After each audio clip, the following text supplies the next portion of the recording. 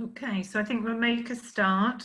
A very warm welcome to everybody for the second of our Lunchtime Learning series of lectures for our Level 7 Postgraduate Diploma in HR Management. Today's lecture, How Do Organisations Avoid Employment Tribunals, is being delivered by Vikki, Principal Lecturer and Head of Department of Business in the University's Business School.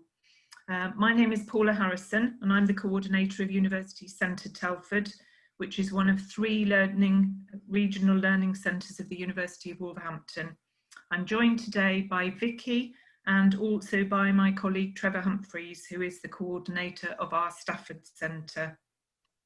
So just before I introduce Vikki formally and hand over to her, I just wanted to explain that there will be an opportunity to ask questions both during the lecture and at the end of the lecture via the Q&A button. Now, if you're using a laptop or a desktop device, the icon is on the bottom of your screen in the middle. And if you're using a mobile, it will be in the top right-hand corner. So we're delighted to welcome Vikki for her lecture today. Vikki lectures on the Level 7 Postgraduate Diploma in HR Management, which is offered at our City campus in Wolverhampton, as well as at our centre at Southwater in Telford. And it will also be offered in Stafford from January 2021. Vikki is an experienced senior lecturer with a demonstrated history of working in the higher education industry. She is skilled in conflict management, customer relationship management and legal writing. She's a strong education professional with an MA HRM focused in human resource management from the University of Wolverhampton. Vikki teaches in a variety of areas, including elements of human resource management, employment law, employment relations and general business. So a warm welcome to Vikki today, and I'll hand over to you now. Thank you, Vikki. Thank you, Paula. So welcome everybody and thank you for joining me in your lunchtime. As Paula said, this is literally an hour session on how organisations can avoid employment tribunals, or if even they can. If you do join us on the programme, this is actually from one of the lectures that I deliver on the programme, which is Key Issues in Employee Relations and Employment Law, and runs on the Postgraduate Diploma and the MA in HR Management and its CIPD award. A little bit about me first. Paula has obviously already introduced me. I'm not a HE career specialist. I didn't start in higher education as the starting point of my career. I actually started in banking and I escaped just before the financial crash, I think, fortunately. I moved into business development and customer relationship management up until I decided a little bit later in life, perhaps, that I was going to go back to university and study law. Primarily because I'd had my 3rd child and I was commuting to Nottingham and it was wearing me down, so I thought I would re-educate completely. So I did a undergraduate degree in law, and was convinced when I started I was going to be a solicitor, but life has other plans. I fell in love with employment law, so started consulting independently in the subject, and the employment law side just completely grabbed me, but more from an employee relations perspective, you know, how we can positively manage the employment relationship. And I've been in so many employment tribunals that you almost feel frustrated that actually we didn't ever need to get there, and really good HR policies and relationships could ultimately mean that you didn't need to be in the position of litigation. So ultimately what we're looking at today is, can positive employee relations actually prevent the need for litigation? So I've kind of jumped ahead. So that's my background. As Paul has already said, my current job role is I'm a principal lecturer, and I've recently been appointed as the head of Department of Business for the Business School in Wolverhampton on City campus. In terms of the course, obviously there is multiple course options because you've got the postgraduate diploma or the Masters in HRM. The CIPD with this are the awarding and professional body. Effectively, when you finish, you have your postgraduate diploma, or you have your master's if you've gone down the route of the master's degree.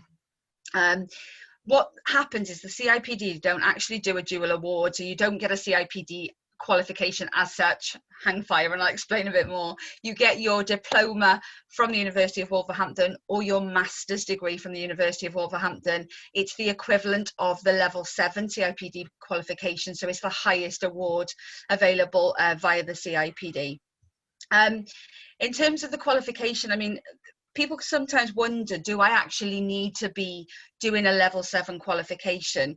You know, we see it quite a lot with people who are kind of HR generalists or might specialize in a bit of recruitment, and they might not necessarily be involved in kind of strategy in terms of their organization. But when you kind of look at the actual course itself and the modules, there is literally something for everybody in terms of, you know, we look at recruitment, we look at organizational change, we obviously look at the legal side, you know, we look at lots of things. You know, you can do research opportunities within your own organization, so something that's quite specific to your own organization.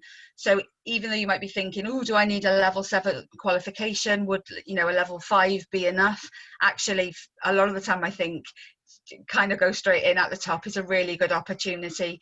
And obviously the opportunity with the CIPD is that when you have completed your course, you can then apply to be a chartered member of the CIPD.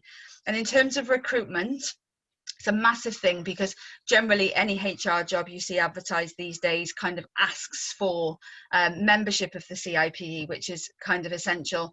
But the higher up in terms of scale you can get within the CIPD, so chartered or in the future fellow, really does help in terms of career prospects and future recruitment.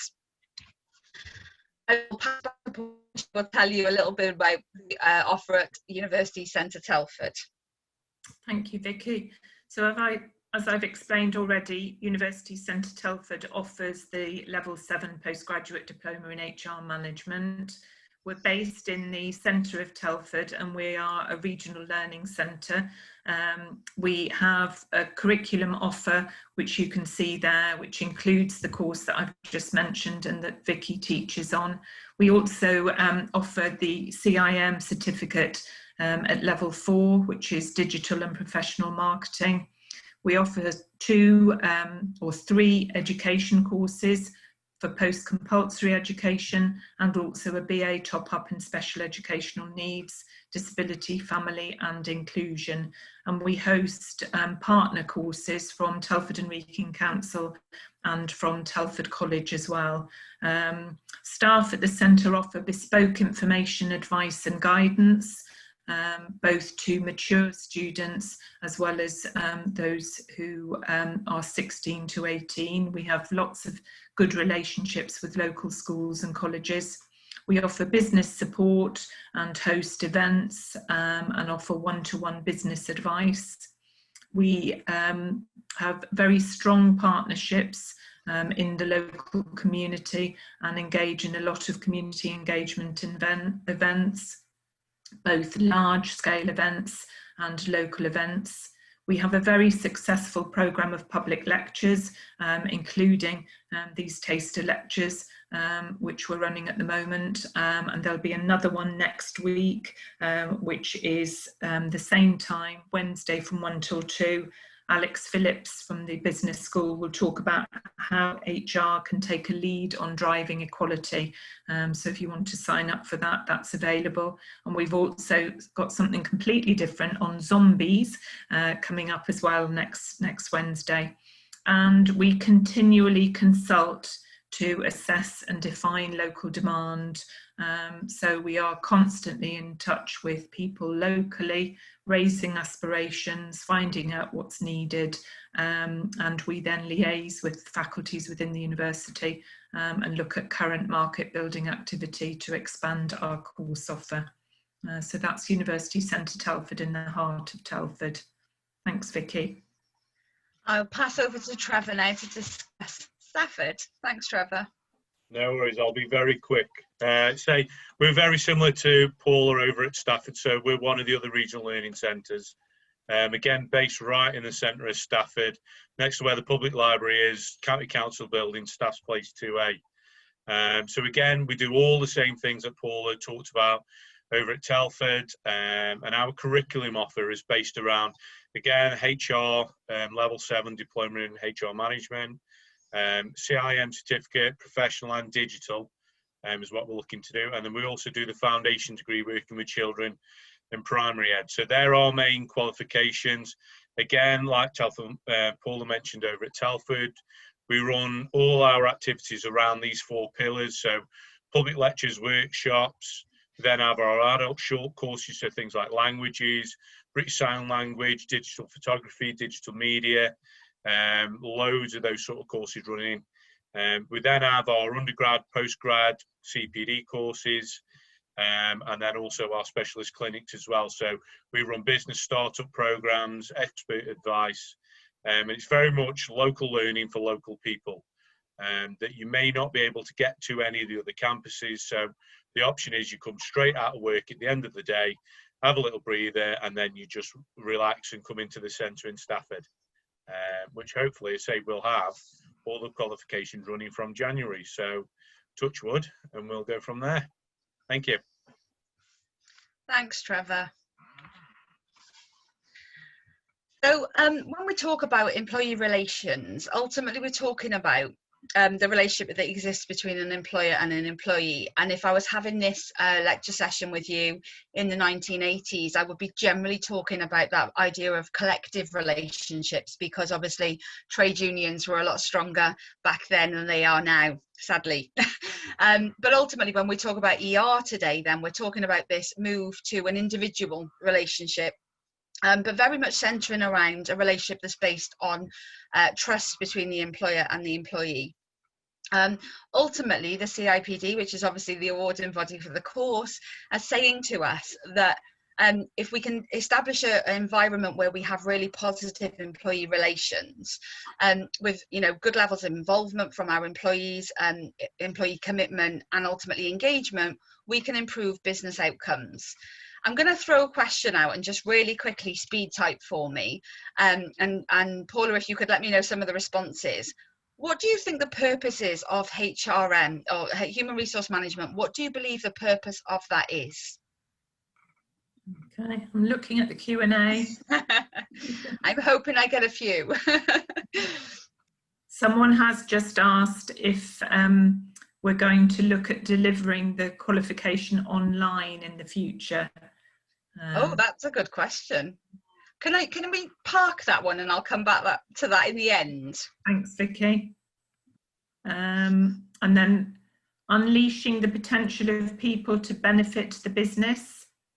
A good answer. I like that one. Yeah. Okay. Any more? Not yet. Okay. Nothing on the Q&A. That's coming through the chat. That's fine. So generally speaking, whenever, and I will ask you this question if I have the pleasure of seeing you in my classroom soon, but very much, oh, is there one popping up now? Yes. Coordinating people and motivating them to benefit business. Yes. And I love the fact that both of those responses have mentioned business, because sometimes you'll speak to people who are in HR, or in any environment, when you say what is the purpose, and it's very much this idea of it's around people, it's around motivation, it's around engagement, it's around improving well-being, and it's around inclusion, diversity, a harmonious workforce. Yes, it's all of that. And what I'm going to say to you is, but the reason you do all of that as a HR professional is to make the company money. If you're in private sector, if you're public sector, it is slightly different because you're more of a service. But in terms of business, businesses are obviously responsible to their shareholders.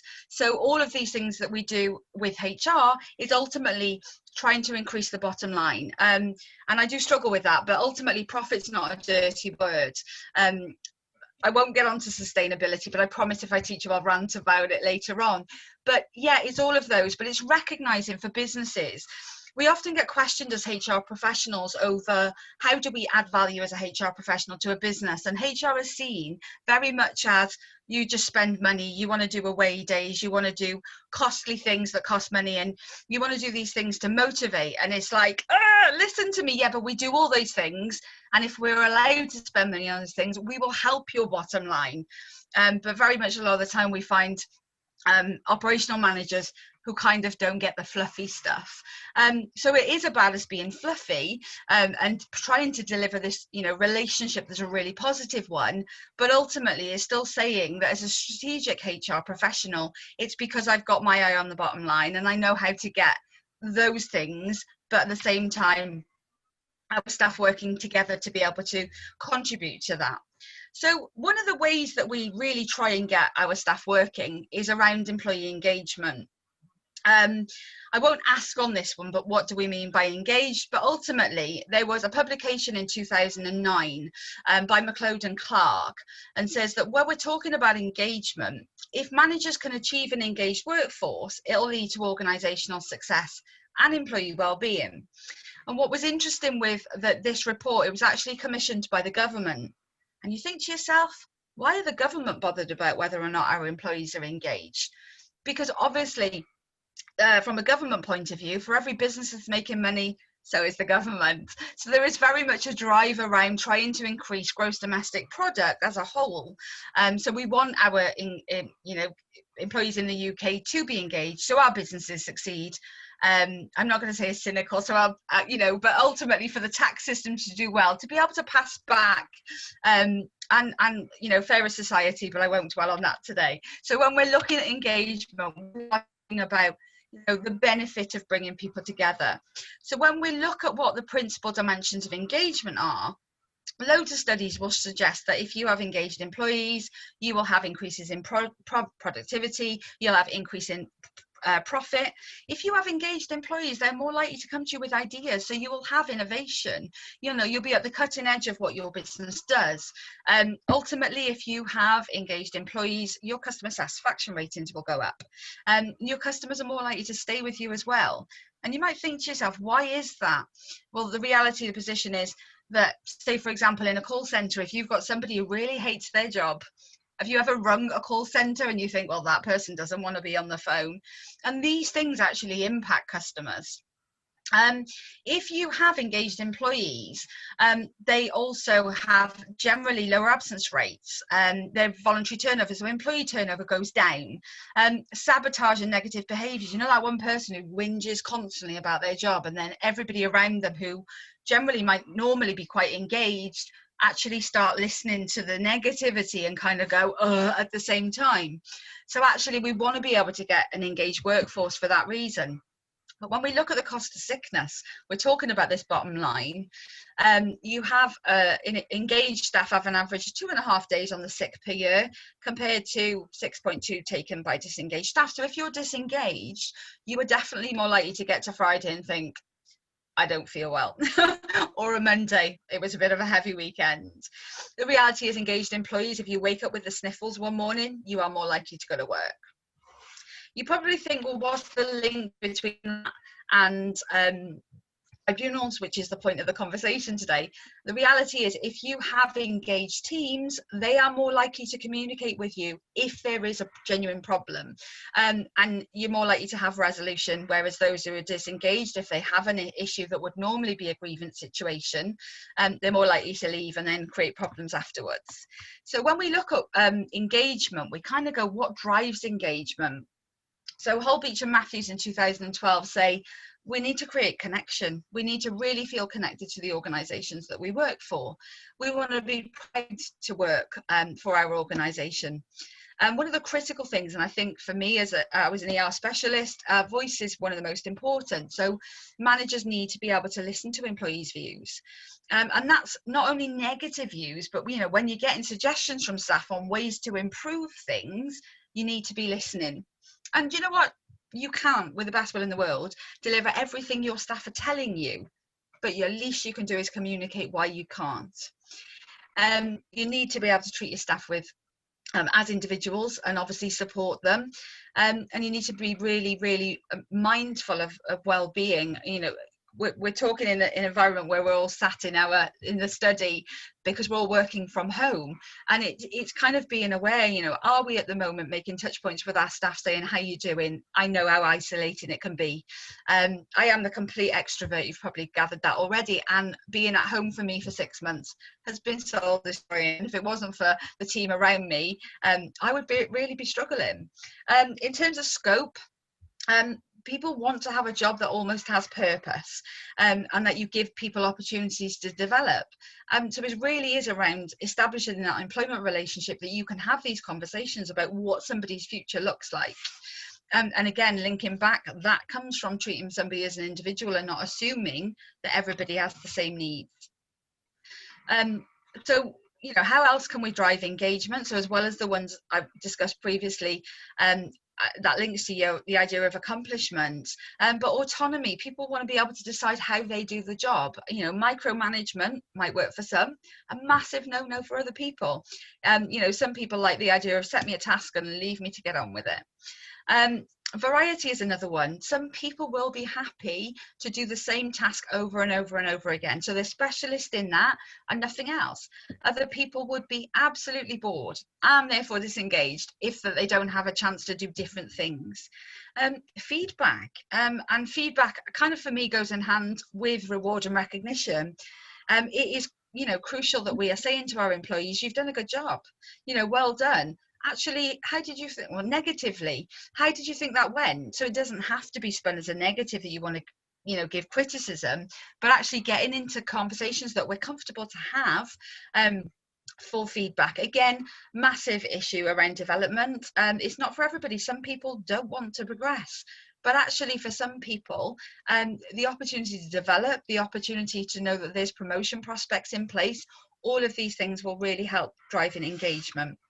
And again, recognition. So I'm going to pass this over to you, and we'll give you a few minutes to throw some suggestions at me. Think about your organisation you currently work for, or one that you're aware of. What do you think your organisation does to measure or improve engagement? And you can answer with this, if you want to, with my organisation doesn't measure engagement, or they measure it with engagement surveys. Happy to discuss whatever you come up with. While we're waiting, Vikki, just a couple of comments from the last question you asked. Stephanie said HRM is about supporting the business to ensure that employees grow. And another participant said that working with the business to manage human resources effectively, engaging with employees to achieve business aims. So there were just a couple of other comments from. Thank you. It's really lovely to hear. Thanks for placing your comments. You're right. It is. I think that HR has evolved essentially. That when HR kind of started, it was that old personnel. So it was very much almost an administrative function in that you would do the paperwork when somebody started with an organisation, and it's grown so much. So perhaps, you know, back then it was absolutely around. More of a less of a people function, but I think as we've had sort of 40-50 years of research within a HR and an IR, so industrial relations, the old precursor to HR field, you find that generally it's very much about the people now. But what is lovely to hear from you guys is that straight away there's a recognition that actually, but it's for the business benefit. And I think that, you know, over time, when you look at where the research is going now, and we are moving towards this idea of sustainable businesses, actually we will hopefully get to a balance where we're not just focusing on profit, neither are we just focusing on people, but we're recognizing that those two together with planet, because we, you know, we've got environmental issues as well, will come together to give us sustainable business generally. Hopefully it's not too far away. Have we got some comments? Yes, one person said that their organisation doesn't measure engagement, and then we've got a couple of people. Sian says turnover data, engagement surveys, comments on review websites, for example, Indeed. And then Elizabeth, annual staff survey, but they don't act on the findings. Away days, which are of limited use and highly politicised. Line manager is brilliant and does weekly virtual coffee morning and supports development. So some positives and negatives there. What is really interesting, I think it was Elizabeth that said that you do things and it's completely almost pointless. I think that was right. The reality is that you know, what you've said there is everything that's good about engagement and everything that's wrong with it. Ultimately, the problem that you have is if you run an engagement survey and then you don't listen, what was the point? So what happens then is if you suddenly realize something's going on in your organization, so customer satisfaction's going down, sales are going down, you then suddenly think, oh, have we got an issue with the staff? So you might send the engagement survey again, and then you get the answers in, and you suddenly realize you've got major problems. Or worse, nobody then fills in your engagement survey because they think to themselves, what's the point? You didn't listen last time. So what you've got to be really mindful of when you are looking at engagement surveys is that if you do them, you are prepared to act on them. Not always, because there's some things you can't do, but at least then communicate what, you know, what those findings are. What are the employees saying? What are the things that are, you know, that you can do as a business? It doesn't necessarily have to be things that cost the earth. It could be the simplest of things. I love the idea of a coffee morning. It links to performance management, which we will get onto later on, but very much and when you look at the fundamentals of what ER is establishing those trust-based relationships. Actually, you want things that add real value. And if your staff are happy with coffee mornings and feeling that they can talk one-on-one, that is going to be better than you know, an engagement survey that goes out to 1,000 employees and only 10 people fill it in because the rest of them think, there's no point. I take on board the political bit, and I do think as well some of the other issues with engagement surveys is that if they're not completely anonymous, staff can be frightened to respond. So it is very much around actually never ever put it onto one thing. If you're trying to engage your staff, a survey is not going to cut it. You know, multiple ways that will pick up and give everybody to buy in. Do I fill in engagement surveys? I must admit, so don't tell them, Paula, but no, I don't. But if my boss says, how are you, Vic? And I, you know, if I've had a difficult day, I'll go, rah, rah, rah, rah. If I've had a great day, everything's amazing. You know, so it's a lot of the time is listening to the way our staff deliver feedback and not necessarily saying, oh, they didn't fill in the engagement survey. It's actually, yeah, but they're constantly giving us feedback. We know we don't have to worry about that person. So just ideas there around engagement is something that I will do a full 4 hours with if I have the pleasure of teaching you. Conflict. Oh, sorry, Paula, is there some comments there? Yes. One person said our organisation uses employee surveys, taking on board the feedback. And then someone else has said surveys, charity coffee mornings, action plans, following up surveys. Yeah, it's good to hear that you have, you know, that the organisations are doing sort of multiple touch points. I love the idea of the charity coffee mornings. What a lovely thing to do as well. Probably a nice organisation to work for. I kind of like that. Going on to conflict then, when we talk about employment law and we talk about getting to that point of litigation, ultimately we get there because of this scenario on conflict. So when we talk about conflict, Mullins defines conflict as behaviour which is intended to obstruct the achievements of some of the person's goals. And Buchanan and Hajzinski say it's a process which begins when one party perceives that another party is negatively affected. Something the other party cares about. And I do love this one from Buchanan because it is very much around perception. If you think about conflict between, you know, the organisation and the employee, the organisation wants to achieve something and generally wants to make money, or needs to meet a sales target or KPI and so on, and you've got an employee who's not pulling their weight. It is that the idea around intention. But actually sometimes conflict occurs when that's not the intention, and sometimes one of the parties in the relationships, a manager could go, well, you know, that person's a complete nightmare to work with. And it's like, actually, that's your perception. Have we actually really tried to investigate what's going on and really understand what happened? Again, back to the CIPD, and they will tell us, and we know, and I'm sure you guys all know as well, you have to be able to manage conflict effectively to get a really healthy working environment. That does not mean getting rid of conflict, because the reality is it's not a bad thing. Conflict makes you change your thought process. It makes you reevaluate. It makes you reflect. And sometimes you can be here thinking, I need to do this, and you will do it this way, and then you might have somebody going, well, no, I totally disagree. So conflict can be a good thing when you can bring those heads together to work together to actually solve what you need solving, and find a way of doing it in a really positive way. Innovation comes from conflict. So it is massively around, creating a healthy working environment where conflict is seen that it's almost inevitable. But it's how we manage conflict that becomes, the crux of it all. When we talk about disputes, we need to try and resolve them informally. There is nothing worse than disciplinary grievance, horrible process. So ideally, the CRPD are saying, get rid of them early on. Minor concerns should be dealt with, by having a conversation. Formal action is completely horrendously stressful, and it can be dragged out, massively so.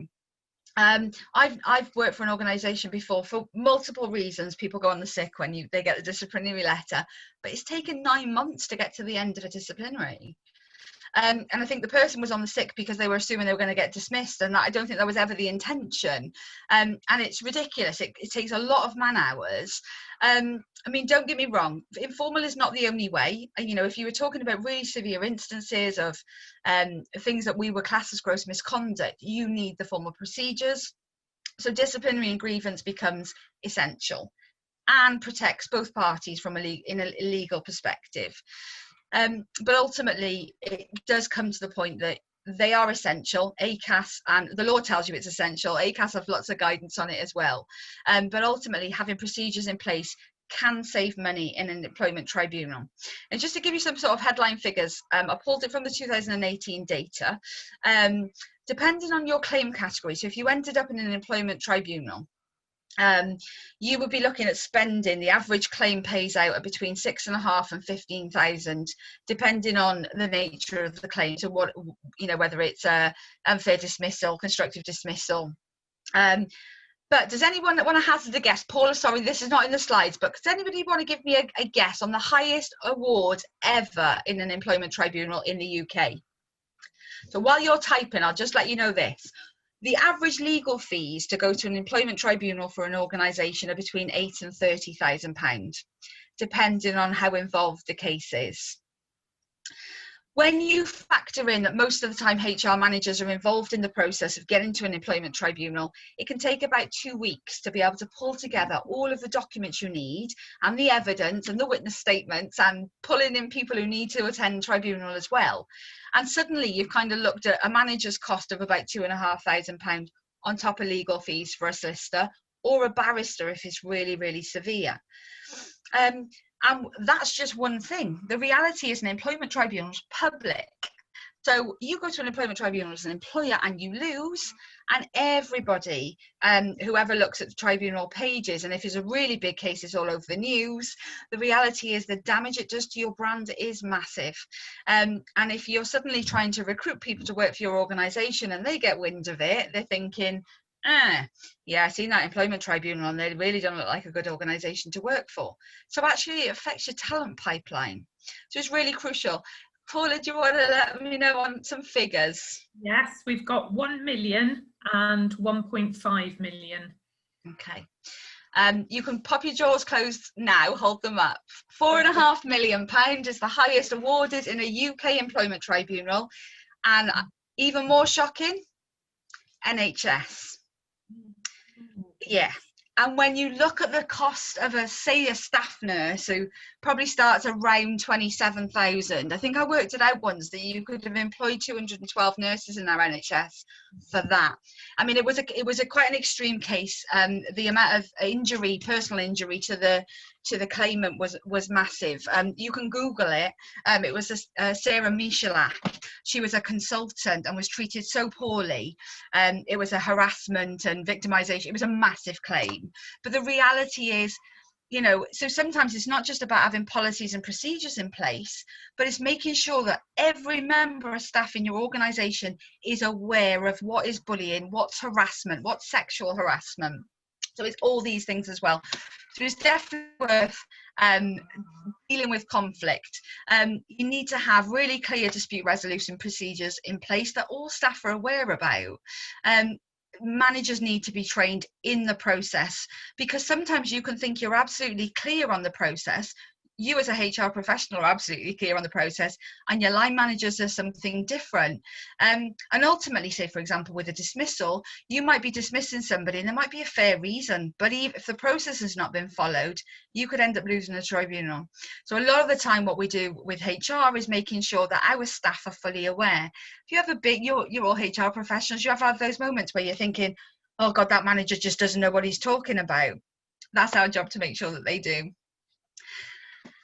How do we deal with workplace conflict? So this was a CIPD research project in 2015 that says that most of the time, I'm not going to read them all because I'm very conscious it's your lunchtime, but a lot of the time what we do in dealing with conflict is disciplinary and grievance. Well, actually, how effective are they? Because they should be really the last resort in dealing with conflict. Worryingly, 4% of people don't know how they deal with conflict in work, which would say that their organisation is not necessarily live to dealing with the issues. Some of the things where you have less, so arbitration and mediation, don't really come up as methods of dealing with conflict. And yet actually these are the things that would prevent you getting to those disciplinary and grievance stage. And disciplinary action up there 57%, and grievance at 54%. Actually, are our problems that big that that's the way we go as the first point of resolution? So some thoughts. I love this question. What do you think are the fair reasons in law for a dismissal? So when we're looking at the legal position, you want to discipline somebody who's in your organisation. What do you think are the fair reasons? I will give you a minute on this one to type so Paula can let me know. Redundancy, some other substantial reason. Yeah, fantastic. Yeah. Any others? Anybody want to throw anything else? I mean, you are right though, redundancy is one. Some of the substantial reason, I love that. That's the catch-all for businesses to stick it under that umbrella. But what I will say, there's technically 5, but it was a bit of a trick question and I apologise for that. So when we say, what do you think are the fair reasons? When we look at what is a dismissal, we're actually talking about fair, potentially fair, and then automatically unfair. So I won't bore you with all of them, but it was a little bit of a tricky question. Ultimately, sorry, Vikki. Yeah, carry on. Frustration of contract in jail, gross misconduct, theft, failing to attend site, going incommunicado, fail to meet targets, IHER, redundancy, gross misconduct, capability, redundancy, misconduct, SOSR, and poor performance.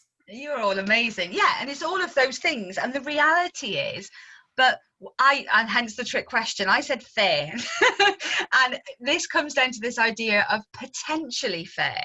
So these are issues, and every single one you counted there is absolutely right. They sit into, so either capability, conduct, statutory bar, which is, for example, frustration of contract, ended up in prison, and those things. Some of the substantial reason, which is the catch-all. And obviously redundancy. When we're talking about fair, there is automatically fair. So for example, reasons of national security is one of those. You have automatically unfair. So if you dismiss somebody because they have a protected characteristic, they were, for example, gay, or they were Muslim, or they were transgender, any of those, automatically unfair. And then we have all these things that you've just said as potential. So that's fine. That means and potentially defend them. But this is why I go back to all of these things needing to have followed proper procedures. I'm going to focus on two, so ignore statutory bar redundancy. When we're talking about capability, so you want to sack somebody because they've been off on the sick lots, and there's no chance of a return to work, or capability, they're not doing their job very well, we can kind of group these together as capability, lack of training, or other reasons. It could be, for example, it could be attitude. Let's be honest, we don't live in a perfect world, and you have some people who just don't pull their weight. But ultimately, before we invoke any form of procedure, we've got to try and work with our employees to outline what's going wrong, the views of the business, before we go through this procedure. And it wouldn't be enough to say, we're going to give you a week to turn it around, and if you don't, we're going to sack you. Not cool. So it's working with them, for example, performance improvement plans, but nothing that is in law. Tribunals love this word reasonable. What is reasonable? So if you have a conversation with somebody and it's around capability, and they say, I'm really struggling with this area of my job, the tribunal are going to want to know that you've identified that as a training issue, that you've put training in place, and that you've given them time to then adapt, having had the training. In terms of ill health, the tribunals are going to want to know that you've looked at reasonable adjustments if there's a disability issue. So it's never as simple as saying this is a fair reason for dismissal. It's actually, we have a fair reason for dismissal, and these are the things that we've done to support our employee. But ultimately, we've done this, and we've done this, and we've done this, and still, there's been no resolution. So dismissal is the point of the path we've chosen. Very similar with conduct. I mean, obviously with conduct, and you've said about it, it could be theft, it could be constantly coming in late. You have those double categories. So gross misconduct, for example, if somebody was stealing, if somebody assaulted somebody on site. But again, it is not enough to witness an assault or so on, or suspect somebody has stolen. Ultimately, we are talking about thorough investigations here, completely documented through the procedure, investigation, and so on. And conduct obviously is usually a number of events that have happened. But again, when we talk about employment tribunals, you need to be able to evidence every step of the way the decisions you've made as a HR professional to prevent you from potentially losing. I'm going to say the same with grievances, and I'm conscious of the time. Ultimately, this is vital. Grievance issues, it could be anything related to pay, terms and conditions, obviously anything that's covered under the Equality Act, and promotion does fall under the Equality Act as well, and recruitment, but opportunities for training and any issues around health and safety. So if you are getting formal grievances in and you don't act on them, and they are severe, if you don't follow proper process, if your employee resigns, you're going to tribunal for potentially constructive dismissal. Performance management. Because I'm so conscious of time and I want to be able to leave time at the end, just an idea, when we are talking about performance management, we are looking ultimately around how we manage performance. And then when we're talking about performance, we're talking about organizational performance. How well do we fulfill the obligations that we're set, either globally as an organization, or what our individual goals are?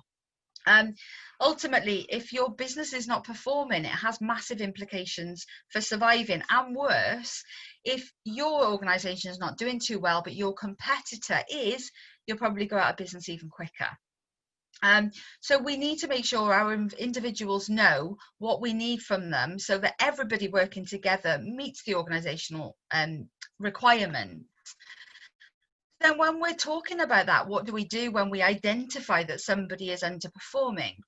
And ultimately what we need to be able to do is engage our staff, have performance conversations, and talk to them when they aren't actually meeting this required standard. But ultimately, and I say we need to understand it first, because we can't assume its capability, we can't assume its conduct. So again, we get to that point of, let's engage our people, let's have these conversations and find out what's causing the issue. Because ultimately, you'll never resolve the problem if you assume that it's one thing when in fact it's something else. So obviously, before we even get to that point, when you are looking at whatever method you do as part of your performance management, is fully understanding and making sure our employees understand what we expect of them. Capability, as I've just gone on with, is one of the fair reasons for an employment tribunal, if you've dismissed somebody. But ultimately, the tribunal want to know that that employee knew full well what was expected, and that they had an opportunity to do what was expected, and that had been done prior to, you know, any formal action taking place. And under grounds of fairness, so equity in law, we need to be making sure we tell our employees what we expect, what the standards are, how we measure it, what the timescale is, how quick we're going to ask for this to be done. And ultimately, a really good manager will always make sure that an employee is aware of actually how they're getting on.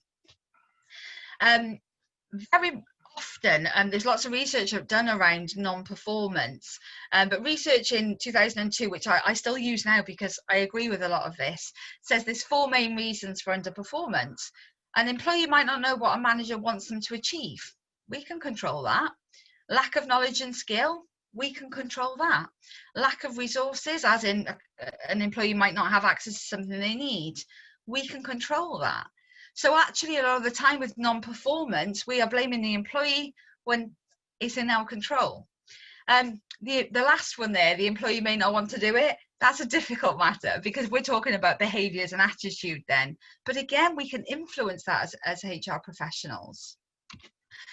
When we, I won't read the definition, but it is there in terms of performance management.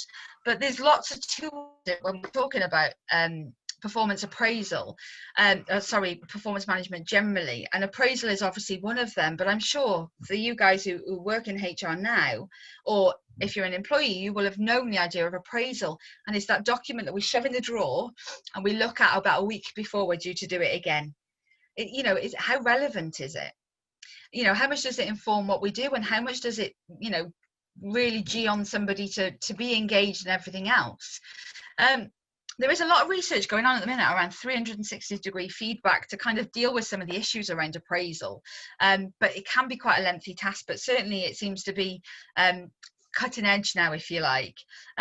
But performance conversations, quite a few organizations are moving to getting rid of any type of formal performance management, and instead having performance conversations, perhaps weekly. You know, tie it in with your coffee mornings, you know, for charity. How are you getting on? You know, walk around the desk, you know, a bit more difficult in COVID, but how easy is it to have 5-minute quick chats, pick up the phone? How are you getting on? You've just done this project last week. It was really, really brilliant. What do you think of it? Do you think it could have been any better? But it's having those constant dialogues so that actually we don't need to be bothering with this annual appraisal, which puts the fear of God into most people, and I guarantee managers as well. Last point, and we'll get on to questions. Think about your organisation again. Do you think that performance management is used as a precursor for dismissal proceedings?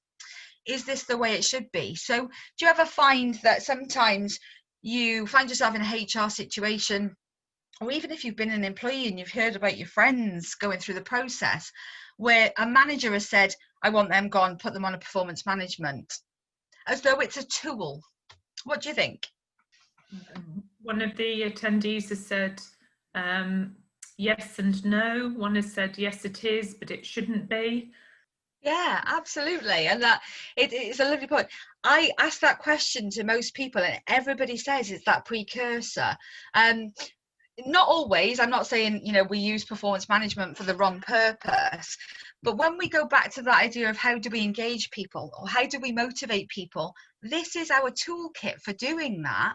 And yet so often we hear that actually is never engaged with, other than I want to get rid of that person, put them on a performance review or a PIP or a performance improvement plan. And you're almost pulling your hair out with your managers thinking, no, that's not what it's about. That's not what it's for. Don't get me wrong.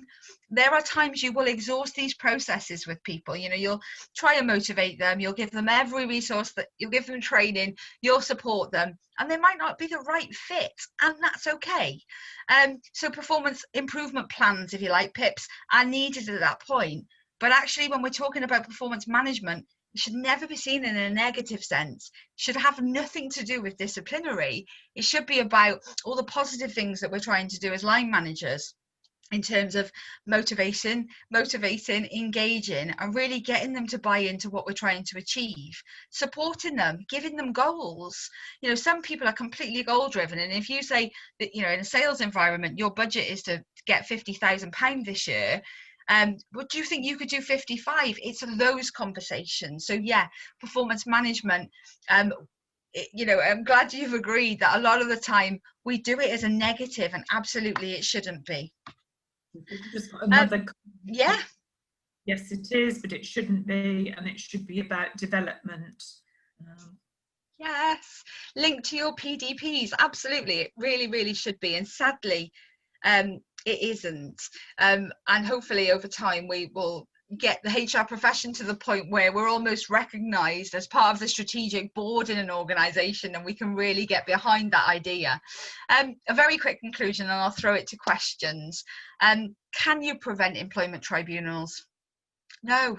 The reality is, in 2017, the Supreme Court made a judgment that meant it's now free to go to an employment tribunal. So the reality is, and you can litigate in person. So if you are a disgruntled employee, it doesn't cost you anything to go. The risk is actually on the employer, because the chances are, as a business, they're the ones who have to pay the you know, their own court fees to get that far in terms of solicitors' fees and so on. So can you prevent tribunals? Probably not. It's so easy to fill in a form, go through 30 days of ACAS mediation, and fill in the ET1, and suddenly you're in a tribunal. No solicitors' costs to litigate in person, so you can't prevent them. But the reality is, if you use your HR toolkit, hopefully you'll never be in the position that you have to worry about one. Thank you. Any questions? Thank you, Vikki. That was brilliant. I'm going to stop sharing my screen and just pop up. Okay. Thank you. Any questions that anybody's got, either through the Q&A or through the chat box? Yes. So is the master's or the postgrad diploma available online via the University of Wolverhampton? At the moment it's not, but what I'm going to do with that question, because it is a really good one, and the reality of the position is we're getting to this point now where we're doing so much more online. So I wouldn't be surprised if this is something that we've been asked as well, but I'm not the course leader.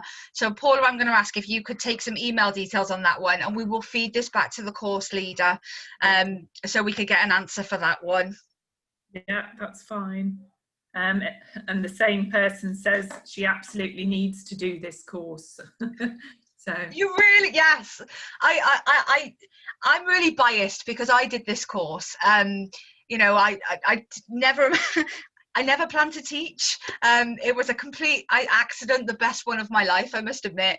But I did it because I fell in love. I literally fell in love with employment law, and for me then it was a natural progression. I've done employment law, I love working with people, so I did this course, and I can actually hand on my heart say I'm here today because of this course, because I started teaching as soon as I finished this course. So yeah, absolutely, you need to, and I really hope you do, and I hope I'll see you next year at Southwater. And the reason I say next year is because the PG dip, the postgraduate diploma, is obviously part-time, so you do so many modules in your first year, and then so many modules in your second year, and the employment law for me is a second year module, so I hope I will see you then. Any more? Someone else says, thanks for a good refresher session, interested again in online MA course. And then someone else says, you should look into online delivery. I've watched a couple of your webinars and they're better than some of the other online providers. So that is really lovely to hear. Yeah, I definitely think these comments need to go to the course team and higher. So yeah, thank you.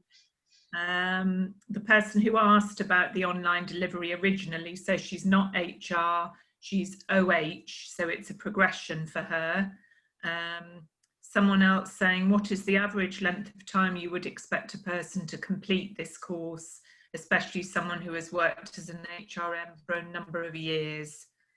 Okay, so if you were going to do the postgraduate diploma, that's a part-time course, so it's over 2 years. You can also do the MA HRM, so you would do the dissertation module, which is still done in that 2-year period. I know I'm supposed to be plugging at South Warren, Telford, and I am, but the MA HRM, if you really wanted to blast through it, it can be done full-time in city campus, which is done in a year.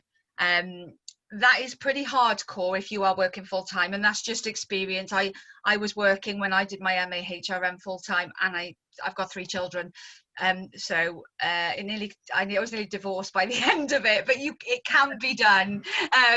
So yeah, in a 12 months, and the fact that you've got HR experience, one of the reasons I love the diploma program is because you have lots of experience, from operational management to HR, all levels of HR, you know, different facets within HR, and it literally, you learn from everybody's experience. It's very much with this course, I say very little, amazingly, but we do what I call experiential learning, so very much like today's session, lots of questions for you, and me then linking the theory back to it, because ultimately as HR professionals, I guarantee in some fields you will know more than I do, because we all have our own specialisms. So yeah, can be done in a year, and yeah, fingers crossed, and I hope you all come and love it.